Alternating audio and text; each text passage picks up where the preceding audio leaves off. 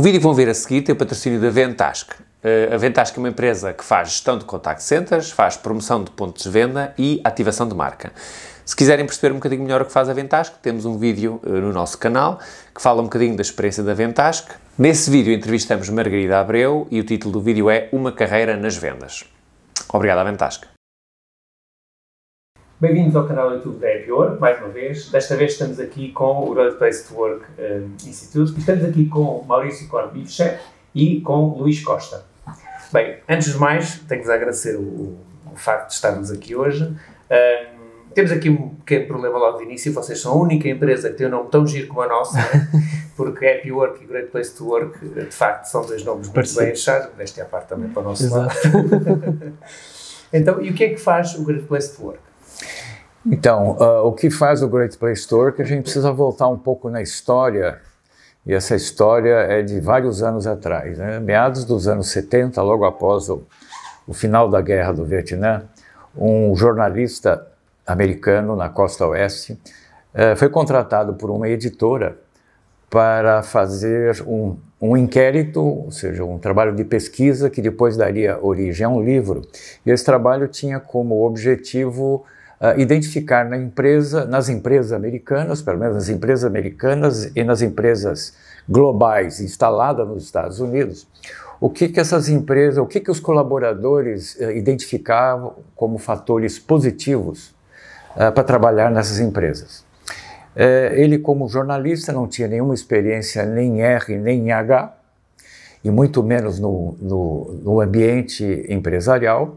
O que ele fez foi mapear os Estados Unidos e identificou 200 empresas de dimensões diferentes, de indústrias diferentes, em localidades diferentes, e foi às empresas e conversava com as pessoas e perguntava o que deixava vocês satisfeitos, motivados, engajados e tudo mais. Ao longo de 5 anos, portanto, no início dos anos 80, ele publicou um livro com os resultados desse inquérito. Esse livro ele já chamou de Great Place to Work. E o que ele identificou como um Great Place to Work? Aqueles fatores positivos comuns nessa investigação empírica que ele fez. Ele percebeu que o que havia de comum nessas empresas as pessoas, os colaboradores, confiavam nas pessoas para quem trabalhavam, tinham orgulho daquilo que fazem ou faziam e gostavam das pessoas com quem trabalhavam. Esses foram os 3 principais itens, fatores positivos que ele identificou comuns nessas empresas.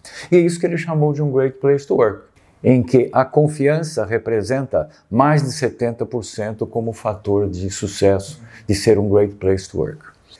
Com a distribuição do livro nos Estados Unidos, os empresários executivos chamavam o jornalista, o Robert Levering, para vir às suas empresas e fazer uma avaliação qualitativa se as suas empresas eram Great Place to Work. Ele ia fazer exatamente as mesmas perguntas e depois dava um retorno. Isso ocorreu durante toda a década de 80.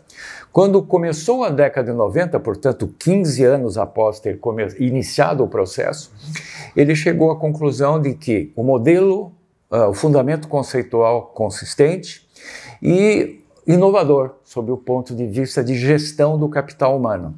E aí ele avançou e definiu o modelo Great Place to Work, que é um modelo baseado em confiança, orgulho e camaradagem, e pela sua importância, a confiança, ele dividiu em credibilidade, respeito e imparcialidade.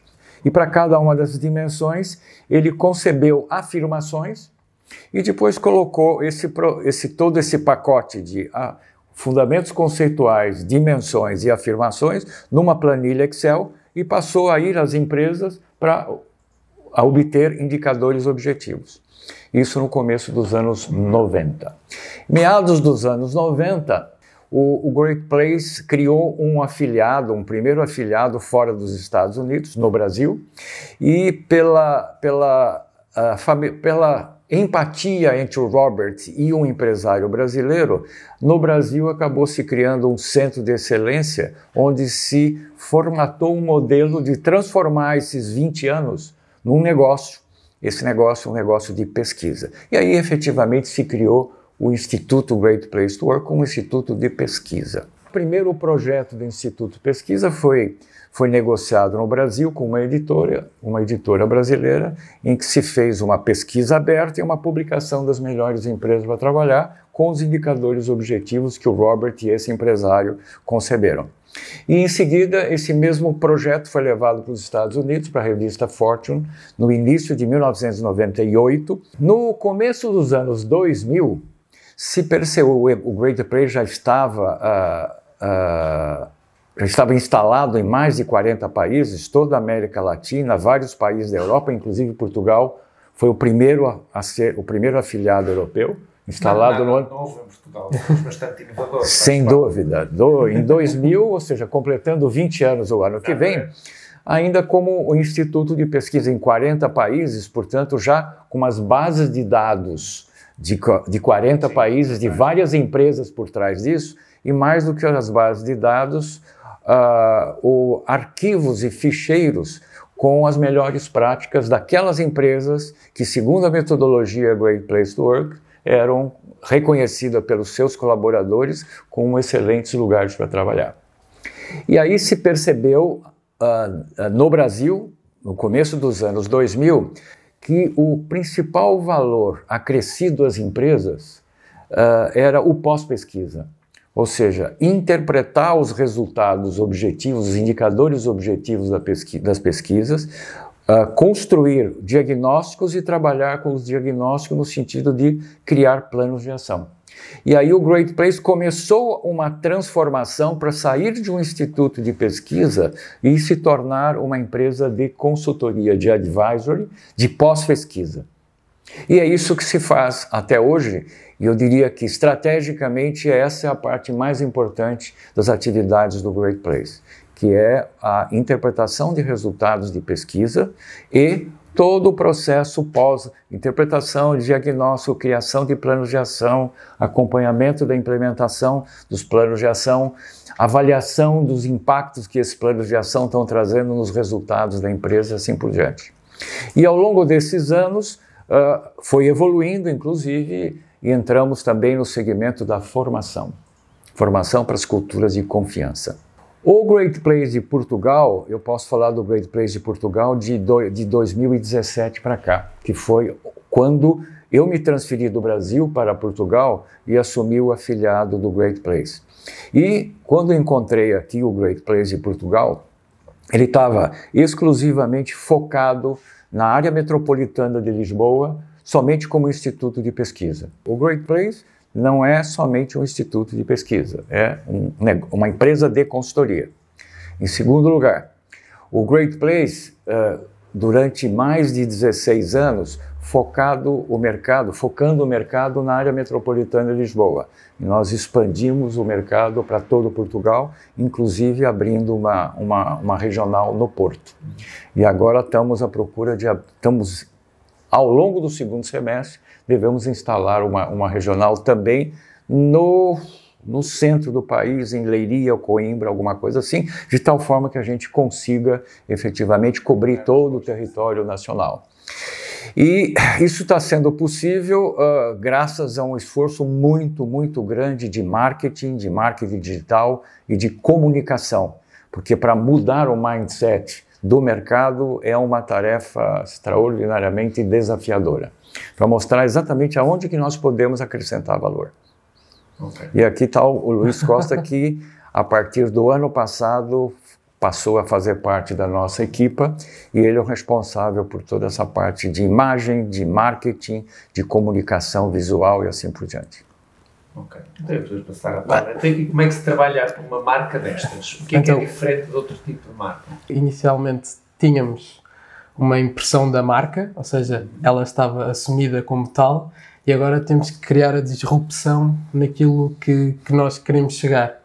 E, de facto, começar a perceber onde é que a gente podia encontrar o nosso valor e adicioná-lo às empresas foi o desafio deste período em que eu cá estou e em que o Maurício já começou a trabalhar e foi-me passando esses insights, por assim dizer, para comunicar mais próximo das pessoas que lá estão dentro, que são decisoras e que precisam de perceber que às vezes é preciso fazer mudança encontrar quais são os problemas delas e ajudá-las a ver que nós temos a solução e fazer isso também de uma maneira um pouco mais próxima, mais comunicativa e interessante, que nós também não o fazíamos de antes e agora conseguimos fazer. Abrimos essas portas também, como vocês, com os vídeos, mostrar o que é que estávamos dentro das empresas, como é que as empresas reagiam à nossa influência, com o GPTW Talks, e temos vindo a apostar nisso porque é importante para os colaboradores saber que a empresa está interessada em fazer a mudança e também partilhar os nossos conhecimentos, até digamos, mais técnicos e mais por trás daquilo que a gente faz, da nossa consultoria e daquilo que percebemos conforme fomos fazendo as pesquisas, através dos e-books, de trazer mais valor à pessoa que está e à equipa que está a tomar decisão aos colaboradores. Então tem sido esse o desafio, comunicar com eles com o nosso valor e mostrar-lhes onde é que eles podem, de facto, acionar e fazer a diferença. Ok. Pronto. Já agora só uma dúvida, o Brasil e Portugal há coisas que são quase opostos, estão muito próximos. Sim. A questão da felicidade, Portugal está sempre nos rankings da felicidade, assim, é isso, cá para baixo, e o Brasil, em comparação com o PIB, está sempre mais lá para cima. Como é que isso, só de quem vem do Brasil para cá, o que é diferente ou é apenas uma imagem que se tem que não corresponde à verdade? Antes de responder, eu queria acrescentar um ingrediente adicional que é importante dentro do nosso desafio, que no fundo trata da felicidade das pessoas dentro das empresas. Em primeiro lugar, o nosso propósito, a nossa missão. Nossa missão efetivamente construir uma sociedade melhor à medida que a gente colabora com as empresas em serem cada vez mais excelentes como lugar para trabalhar. E nós consideramos que as empresas são mini-sociedades. Então, quanto maior o espectro de empresas, quanto maior a quantidade de empresas que a gente consegue colaborar e ajudar para se tornar melhor, e se tornar melhor significa melhorar a vida das pessoas, melhorar os seus resultados por consequência, a gente está contribuindo com estamos alinhados com o nosso propósito e a nossa missão. Nós entendemos a felicidade como um conjunto de fatores que começam pela satisfação dos colaboradores, pela motivação dos colaboradores e pelo engajamento, ou seja, o comprometimento que esses colaboradores têm dentro da sua... Então, isso para nós é a felicidade. E nós tratamos o chamado Employer Branding, que é o de fora, como decorrência de um Employee Experience, que trata da felicidade, ou seja, trata de satisfação, motivação e engajamento. Então, os valores que a empresa oferece para os seus colaboradores, são esses valores que vão levar ao melhor branding da empresa e, portanto, um melhor customer experience da empresa, ou seja, fidelização dos clientes. Então, é toda uma cadeia virtuosa que começa de dentro para fora e não de fora para dentro. E a felicidade, como conceito, como um estado de psicológico e sentimental, ele é fundamental porque esse conjunto de percepções que fazem com que os colaboradores coloquem as suas empresas num patamar mais alto de satisfação, motivação e engajamento. Diferenças entre o Brasil e Portugal. Sim. As diferenças são absolutamente culturais. Portugal é uma cultura sentimental, uma cultura emocional, uma cultura de relacionamento e tudo mais. O Brasil ainda tem, sob o ponto de vista empresarial, uma influência muito grande do pragmatismo e da assertividade das empresas americanas. Então essa que é a principal diferença entre o Brasil, principalmente o Brasil também são vários Brasis dentro de um mesmo, né? Então eu estou falando de um Brasil mais do sul e do sudeste. O Brasil mais do norte e nordeste, ele se aproxima muito de Portugal sob o ponto de vista cultural. E a influência é muito grande portuguesa, de colônias portuguesas, migração portuguesa ao longo de 2 séculos, que acabaram forjando uma cultura diferenciada, principalmente nos estados do norte e do nordeste e no litoral dos estados do sul e do sudeste. Ou seja, no fundo, as pessoas também têm expectativas diferentes sobre como é que a empresa deve tratar as pessoas em função do país e da região. As expectativas pessoais são diferentes, mas sempre nesses fundamentos conceituais de confiança. Pode ter um peso diferente. Os pesos podem ser diferentes, mas confiança, orgulho e camaradagem, ele é comparável em 60 países, em dezenas, centenas ou milhares de empresas de todas as dimensões, tamanhos e culturas. Na altura, quando eu montei a minha empresa, fiz uma investigação mais ali, uma série de trabalhos sobre a parte da velocidade e é engraçado estar a falar nisso porque bateu muito certo com aquilo que vocês estão a dizer. Eu também identifiquei um bocadinho isso. Os padrões são os mesmos, varia às vezes o peso. Os americanos pegam, há coisas mais importantes, em Portugal outras, mas no fundo não estamos a falar sem dúvida. Nada que não seja. Sim. Na comunidade britânica, principalmente na Inglaterra, eles tratam a felicidade de uma forma mais estrutural, mais sistêmica do que em outros países. Mesmo dentro do Great Place, é tratado de uma forma mais sistêmica, mais holística de todos os demais países. Eu não sei se a cultura anglo-saxônica, talvez, tenha levado a isso, mas é uma curiosidade só. Sim, faz sentido que a empresa acompanhe o país, no fundo. Sem dúvida nenhuma. Sem dúvida. O Reino Unido acompanha a cultura sem dúvida. do Reino Unido. Ok. Já agora, a própria investigação em si, ao longo, desde os anos 80 até agora, os resultados têm... A investigação vai continuar, vocês fazem o vosso trabalho, mas há alterações nos padrões ou basicamente as coisas essencialmente são as mesmas? Os padrões que a gente chama de core statements, ou seja, aquele conjunto de afirmações, é quase o mesmo ao longo dos anos para possibilitar, em primeiro lugar, uma comparabilidade horizontal entre os 60 países e uma avaliação histórica consistente. Então, os padrões são os mesmos. O que tem mudado, e tem mudado para melhor, são os indicadores que estão, como regra, nos países sempre numa curva ascendente, o que é muito positivo. Serão, eventualmente, as empresas que trabalham convosco que se esforçam para isso, não? O que já é um bom sinal, também é sinal que estão a fazer por isso, não é? Ou acham que é um padrão mais global da sociedade, as empresas têm mais cuidado a tratar as pessoas? Olha, eu percebo que cada vez mais nos comitês estratégicos das empresas, não só aqui em Portugal também, Portugal, no Brasil, Estados Unidos, na Inglaterra, na Alemanha, etc., cada vez mais os chamados mapas estratégicos começam a aparecer com uma frequência muito grande o chamado pilar do capital humano, o pilar das pessoas. Então isso significa uma mudança do mindset no sentido de tornar as pessoas, o capital humano, efetivamente estratégico dentro das empresas. E isso que faz a reflexão de convidar empresas como a nossa para vir ajudar a fazer com que esse capital humano seja cada vez mais produtivo, cada vez mais eficiente, através de felicidade, engajamento, satisfação e motivação. E para terminar, uma última pergunta, okay. Este canal é um bocadinho mais virado também para a relação com o cliente. É aquelas perguntas traiçoeiras, porque eu já sei, eu acredito numa determinada resposta, mas pronto, o que é que me dizem? A felicidade do colaborador tem influência na satisfação do cliente? Pergunta difícil. Como eu disse, para nós o employee experience, ele afeta diretamente o branding e o branding afeta o customer experience, que é a satisfação do cliente. Então, respondendo a sua pergunta, indiretamente, sim. Faz todo sentido. Sim, ok. Nós não temos esses indicadores, mas eu estou dizendo intuitivamente pelo que a gente observa. Ok.